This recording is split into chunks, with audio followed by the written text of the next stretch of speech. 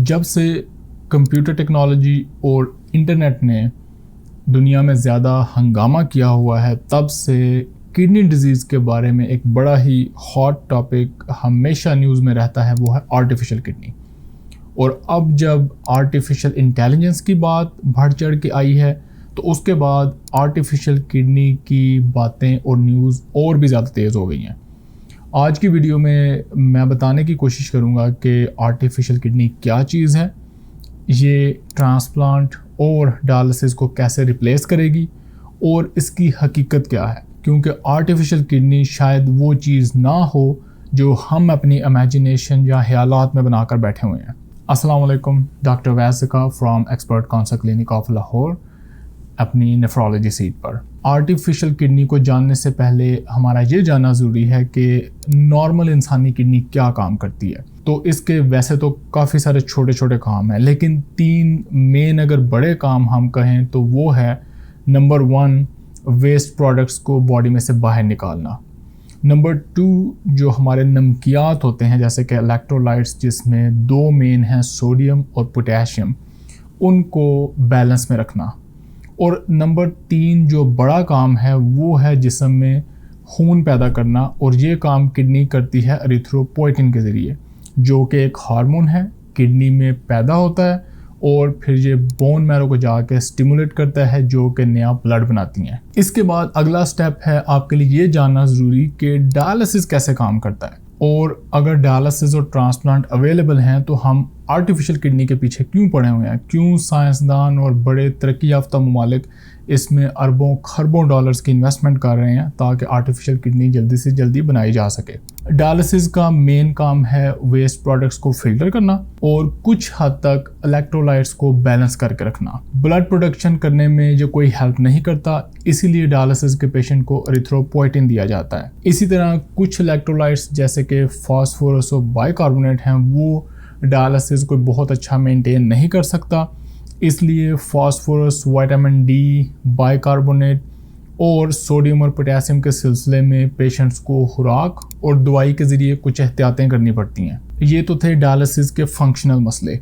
अब डायलिसिस के real life क्या मसले हैं। नंबर 1 कि आपकी कोई क्वालिटी ऑफ लाइफ नहीं रह जाती, आप ट्रैवल नहीं कर सकते। डायलिसिस के पेशेंट को हफ्ते में 3 दफ़ा एक डायलिसिस सेंटर पर जाना पड़ता है, जहां पर वो 4 से 5 घंटे डायलिसिस के लिए गुजारता है और उसके बाद 4 से 5 घंटे घर आकर रिकवर होने के लिए गुजारता है। इसी तरह जो पेशेंट पेरिटोनियल डायलिसिस करते हैं वो काफ़ी हद तक नेचुरल लाइफ के करीब होते हैं, लेकिन उसके बावजूद उनकी भी कुछ लिमिटेशंस होती हैं, उस तरह ट्रैवल नहीं कर सकते। उसके बाद डायलिसिस का एक बड़ा इशू होता है कॉस्ट का। जो तरक्की याफ्ता ममालिक हैं जो कि डायलिसिस की कॉस्ट को पेशेंट के लिए बेयर करते हैं, पेशेंट को मुफ्त करके देते हैं, वो भी बहुत एक्सपेंसिव समझते हैं डायलिसिस को। और जो हमारे जैसे गरीब मुल्क हैं जिसमें पेशेंट आउट ऑफ पॉकेट पे करता है डायलिसिस के लिए, वहाँ भी पेशेंट के लिए डायलिसिस बहुत एक्सपेंसिव है। स्पेशली गिवन द सिचुएशन के डायलिसिस वाला पेशेंट खुद अर्न नहीं कर सकता, फुल टाइम काम नहीं कर सकता, तो वो अपनी हेल्थ के लिए भी नहीं कमा सकता। ऐसा पेशेंट कौम पे, फैमिली पे, दूसरों पे पूरा डिपेंडेंट हो जाता है। फिर इस डायलिसिस के लिए आपको चाहिए होता है डायलिसिट, जो कि एक स्पेसिफिक फ्लूइड होता है जिसका काम होता है ब्लड में इलेक्ट्रोलाइट्स को बैलेंस रखना।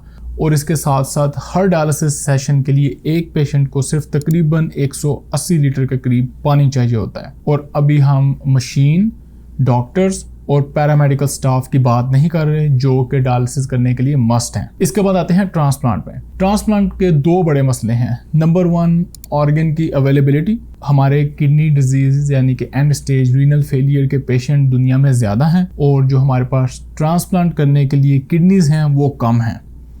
दूसरे नंबर पे बड़ा इशू है ट्रांसप्लांट का, इसकी इम्यूनोसप्रेसिव मेडिकेशंस। इवन दो के इम्यूनोसप्रेसिव मेडिकेशंस बहुत बेहतर हो गई हैं पिछले 15-20 सालों में, इनकी क्वांटिटी भी कम हो गई है, लेकिन उसके बावजूद ये मेडिसिन पेशेंट को यूज़ करनी पड़ती हैं और इन मेडिसिन की कॉस्ट भी होती है, इनके साइड इफ़ेक्ट्स भी होते हैं, और बाज़ औक़ात पेशेंट टायर्ड हो के ये मेडिसिन यूज़ करना छोड़ देते हैं, जिसकी वजह से ट्रांसप्लांटेड किडनी रिजेक्शन का शिकार हो जाती है और पेशेंट दोबारा एंड स्टेज रीनल डिजीज यानी कि मुकम्मल किडनी फेलियर की तरफ चला जाता है। इस सारे बैकग्राउंड के बाद अब हम चलते हैं आर्टिफिशियल किडनी की तरफ।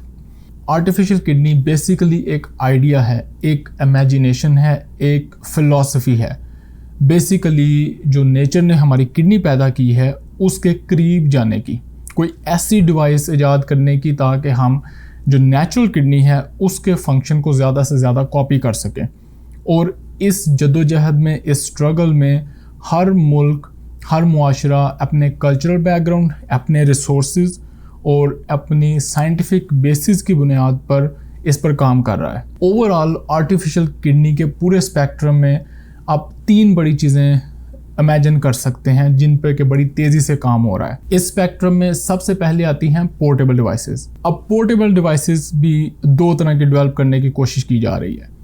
एक में ये गौर फिक्र हो रहा है कि जो बेसिक डायलिसिस का फ़िल्टर है उसको तो वैसे ही रहने दिया जाए, लेकिन जो दूसरा पार्ट है डायलिसिस का, जिसमें यानी कि सोडियम, पोटेशियम और इलेक्ट्रोलाइट्स की एक्सचेंज होती है, उसमें कुछ बेहतरी की जाए।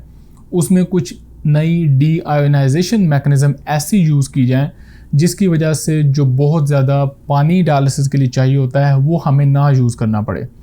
उसका फ़ायदा ये होगा कि ये जो पोर्टेबल मशीन है, ये कोई भी इंसान, ये बेशक ब्रीफ केस साइज़ की हो, बेशक एक छोटे सूट केस के साइज़ की हो, इंसान अपने साथ रख सके। इसकी कोशिश की जा रही है कि तकरीबन ये 10 से 15 किलो के दरमियान कुछ वज़न में हो और पेशेंट जाके बड़े आराम से इसको अपने बेड साइड पर रख के यूज़ कर सके। उसको ना किसी डायलिसिस की ज़रूरत हो, ना उसको किसी वाटर की ज़रूरत हो और ना उसके कोई स्टेरिलिटी के या दूसरे किस्म के इशू हों। अब आप इमेजिन कर सकते हैं कि अगर ये एक्सटर्नल डिवाइस है तो मोस्ट लाइकली इसके लिए भी वही फिस्टुला या लाइन वगैरह चाहिए होगी जिससे कि ब्लड इस मशीन में ट्रांसफ़र किया जाएगा और वापस डाला जाएगा। इस मशीन में मोस्ट लाइकली फ़िल्टर भी वही होंगे और इसमें मोस्ट लाइकली पंप भी होंगे, जिसका मतलब है कि इस मशीन को कोई एनर्जी सोर्स भी चाहिए होगा, may be electricity, may be some chargeable cells या इस तरह की कोई डिवाइस। तो ये बेसिकली जो आजकल डायलिसिस हो रहा है उसके बड़े करीब होगी, लेकिन ये साइज़ में छोटी होगी और इसमें जो बहुत ज़्यादा फ्लूइड चाहिए होता है, जो तकरीबन 120 से 180 लीटर फ्लूइड एक ट्रीटमेंट के लिए चाहिए होता है, उसको ज़ीरो करने की कोशिश की जाएगी। आर्टिफिशियल किडनी के सिलसिले में जो एक दूसरी एफर्ट हो रही है वो ये है कि इसी तरह की एक पोर्टेबल डिवाइस हो, ब्रीफ के साइज़ हो या छोटे सूटकेस के साइज़ की हो, लेकिन उसमें जो फ़िल्टर वाला पार्ट है वो तो वही रहेगा या उसमें कुछ बेहतरी आएगी। अब जो उसका दूसरा पार्ट है जिसमें इलेक्ट्रोलाइट्स को एडजस्ट करना होता है, जिसमें बहुत ज़्यादा पानी चाहिए होता है उन इलेक्ट्रोलाइट्स के फ़्लो को बाहर लेके जाने के लिए, वहाँ पे कोशिश की जा रही है कि जो नेचुरल सेल्स हैं किडनी के, उनकी कोई लाइनिंग बना दी जाए, जिसका फ़ायदा ये होगा कि एक तो आपको कोई हाई फाई किस्म की एक्सपेंसिव मैकेनिज़्म या मेटल नहीं चाहिए होगी, और दूसरा फ़ायदा ये होगा कि शायद किडनी सेल के कुछ जो ओरिजिनल नेचुरल फंक्शन होते हैं मे बी वो भी रिप्रोड्यूस किए जा सकें, लेकिन ये सारा काम अभी एक्सपेरिमेंटल लेवल पर है। इन पोर्टेबल मशीनों की डिफरेंट मैकेनिज़्म जब आप लिटरेचर में पढ़ने की कोशिश करेंगे, इंटरनेट पर सर्च करेंगे, तो आपको काफ़ी सारी डिटेल्स से बड़ी वियर्ड सी मैकेनिज़्म मिलेंगी। कहीं आपको डीआयोनाइजेशन का जिक्र मिलेगा, कहीं आपको अल्ट्रावायलेट रेडिएशन का जिक्र मिलेगा, जिसका मकसद है कि वेस्ट प्रोडक्ट्स में से कुछ ऐसी चेंजेस की जाएं कि नाइट्रोजन और कार्बन डाइऑक्साइड हवा में एवेपोरेट हो जाएं और वो जो पीछे फ्लूइड बचे उसको दोबारा बॉडी में भेज दिया जाए। लेकिन अभी ये सारे एक्सपेरिमेंटल कॉन्सेप्ट्स हैं और रियल लाइफ में इनकी कोई एग्जिस्टेंस नहीं है। अब सवाल है कि ये पोर्टेबल किडनी कब तक प्रैक्टिकल लाइफ में आ सकती है। अगर हम इंसानी प्रोग्रेस की पिछली हिस्ट्री को देखें और जिस स्पीड से साइंटिफिक रिसर्च हो रही है, मेरा अपना अंदाज़ा है कि इस तरह की मशीन हमें अगले 10 साल के अंदर अंदर अवेलेबल हो जाएगी। अब हम चलते हैं नेक्स्ट लेवल पे। ये वो आर्टिफिशियल किडनी है जो शायद आप अपने जहन में बनाकर बैठे हुए हैं, जो कि ओरिजिनल किडनी के बिल्कुल करीब तर होगी, लेकिन इस किडनी पर भी अभी 2 लेवल पर बहस हो रही है। ये वेयरेबल भी हो सकती है, यानी कि कोई ऐसी छोटी सी मशीन हो जो कि बेल्ट के साथ जिस्म पर लगाई जा सके, कपड़ों के अंदर ढांपी जा सके, और ये इम्प्लांटेबल भी हो सकती है, यानी कि बॉडी के अंदर सर्जरी करके इसको लगाया जा सके। अब ये कैसे पॉसिबल है कि वो डायलिसिस या वो प्रोसेस जो हम इतनी बड़ी मशीन पर करते हैं, या जिसको एक सूट के साइज़ की मशीन से किया जा सकता है, वो कैसे एक छोटी सी इतनी सी वेयरेबल या इम्प्लांटेबल मशीन से होगा, और वो कौन सी साइंस और टेक्नोलॉजी है जिसकी बेसिस पे तरक्की याफ्ता ममालिक जिनमें सर फहरिस्त यूनाइटेड स्टेट्स है, उनके साइंसदान दावा करते हैं कि इस तरह की किडनी हम बड़ी जल्दी बना लेंगे। आर्टिफिशियल किडनी के इस कॉन्सेप्ट के पीछे आती है सिलिकॉन चिप, वही चिप जो हम कंप्यूटर, कार, मोबाइल और सारे इलेक्ट्रॉनिक्स में यूज़ करते हैं। इस चिप को साइंसदान फ़िल्टर लेवल के होल करके लेज़र के ज़रिए तकरीबन एक फ़िल्टर में चेंज कर चुके हैं, और इस एक्सपेरिमेंट में तकरीबन वो सक्सेसफुल हैं। इस नैनो टेक्नोलॉजी के लेवल पे, इस सिलिकॉन की चिप के लेवल पर क्या चेंजेस आएंगी, जो कि डायलिसिस का बड़ा फ़िल्टर, जो आप इतना बड़ा फ़िल्टर डायलिसिस की मशीन के साथ लगा हुआ देखते हैं, वो हमें नहीं देता, और कैसे ये चिप की टेक्नोलॉजी उस फ़िल्टर से डिफरेंट होगी। उसमें 3 बड़े पॉजिटिव्स हैं। सबसे पहला पॉजिटिव ये है कि उनका साइज़ इतना स्मॉल कर लिया जाएगा कि जो बॉडी का अपना प्रेशर है, यानी कि जो जिस्म का ब्लड प्रेशर होता है, वो इन फिल्टर में से ब्लड को गुजारने में मोर देन इनफ होगा, जिसका मतलब है कि आपको एक एक्सटर्नल फ़िल्टर की ज़रूरत नहीं पड़ेगी। तो नाउ यू कैन इमेजिन कि कैसे इसका साइज़ कम हो गया। नंबर 2, इस सिलिकॉन चिप में जो हम पोर का साइज़ रख सकते हैं वो एक यूनिफॉर्म किस्म का रख सकते हैं, यानी कि हम डिटरमिन कर सकते हैं कि हमने इस मॉलिक्यूल के साइज़ का पोर बनाना है ताकि ये वाला जो वेस्ट प्रोडक्ट है ये जिस्म से, खून से बाहर निकल जाए, और इससे जो बड़ा है या छोटा है या डिफरेंट शेप का है वो ब्लड के अंदर ही रहे। ये सिलेक्टिविटी भी बहुत हेल्पफुल होगी। और नंबर 3, इन पोर्स को, इन लाइनिंग्स को किसी ऐसे मटेरियल के साथ कोट किया जा सकता है जिस पर ब्लड क्लॉट्स नहीं बनेंगे। तो आप जो डायलिसिस के दौरान हेपरिन यूज़ करते हैं, जो कि ब्लड क्लॉट को प्रिवेंट करने के लिए होती है, उस हेपरिन से भी छुटकारा मिल जाएगा। अभी ये सिर्फ फिल्टर पार्ट की बात हो रही है। इसी किडनी का दूसरा हिस्सा होगा बायोरिएक्टर, जैसा कि आप तस्वीर में देख सकते हैं। ये बायोरिएक्टर जिसकी लाइनिंग जो है किडनी के नेचुरल सेल्स से बनी होगी, जो कि डेफिनेटली आर्टिफिशियली प्रोड्यूस किए जाएंगे। ये सेल्स हमें उस पानी की एक्सेसिव मिकदार को यूज़ करने से बचाएंगे जो सोडियम और पोटेशियम या इस तरह के दूसरे केमिकल्स को जिस्म से बाहर ले जाने के लिए यूज़ किया जाता है। तो अगेन इसका ये फ़ायदा होगा कि हमें वो जो 100, 150, 200 लीटर पानी चाहिए होता है डायलिसिस करने के लिए, उसकी रिक्वायरमेंट ख़त्म हो जाएगी। प्लस फ्यूचर में अगर साइंस इतनी एडवांस हो गई कि किडनी के सारे फंक्शन करने वाले सेल प्रोड्यूस करने के काबिल हो गई, तो हम कुछ इस तरह के सेल भी इन लाइनिंग में इंट्रोड्यूस कर सकें जो कि एरिथ्रोपोइटिन बनाएं, और एक्सटर्नल एरिथ्रोपोइटिन की ज़रूरत भी ख़त्म हो जाए, और यही सेल जिस्म में ब्लड बनाने में भी हेल्प करें। आपके दिमाग में शायद ये क्वेश्चन आए कि अगर ये मशीन जिस्म के अंदर लगा दी जाए और इसमें किडनी के ओरिजिनल सेल हों, तो क्या इसका वही रिएक्शन नहीं होगा जो कि नेचुरली ट्रांसप्लांटेड किडनी का होता है? तो ये भी आर्टिफिशियल किडनी की एक नेक्स्ट लेवल की एफिशिएंसी होगी, क्योंकि जैसा कि मैंने आपको सिलिकॉन चिप में पोर्स का बताया, उन पोर्स को इस तरह का एडजस्ट किया जाएगा कि जो इम्यून सेल्स होते हैं जिन्होंने कि आके इस किडनी के टिश्यू को रिएक्ट करना होता है, उन सेल्स को इन पोर्स में से नहीं गुजरने दिया जाएगा, जिसका फ़ायदा ये होगा कि ये इम्यून सेल्स कभी भी इन आर्टिफिशियली इंट्रोड्यूस्ड जो किडनी सेल्स हमने लाइनिंग पर लगाए हैं इनके साथ कभी कांटेक्ट में ही नहीं आएंगे और ना ही इनको रिएक्ट करेंगे। और यही वजह है कि ये साइंसदान बहुत कॉन्फिडेंट हैं कि इस किडनी को बेशक जिस्म के ऊपर रखा जाए या जिस्म के अंदर इम्प्लांट किया जाए, लेकिन इसके लिए इम्यूनोसप्रेसिव मेडिकेशन की ज़रूरत नहीं पड़ेगी, जैसा कि हमें ट्रांसप्लांट किडनी में इम्यूनोसप्रेसिव मेडिकेशन की, जिनका के काम होता है कि रिजेक्शन को रोक के रखें, यूज़ करनी पड़ती हैं। इस चैनल का मकसद क्योंकि आप लोगों को बेवकूफ़ बनाना नहीं है, बल्कि एजुकेटेड कम्युनिटी को एक फोरम पे लेके आना है जो एविडेंस बेस्ड मेडिसिन के साथ अपनी किडनी भी मैनेज करें और अपनी किडनी डिजीज़ को रियलिस्टिक गोल्स के साथ लेके चलें। तो हमें कुछ प्रैक्टिकल क्वेश्चन ज़रूर डिस्कस करने हैं। पहली बात कि ये किडनी कब अवेलेबल होगी। जैसा कि मैंने बताया कि जो पोर्टेबल साइज़ किडनी है वो तो मेरा ख्याल है अगले 10 साल के अंदर अंदर अवेलेबल हो जाएगी।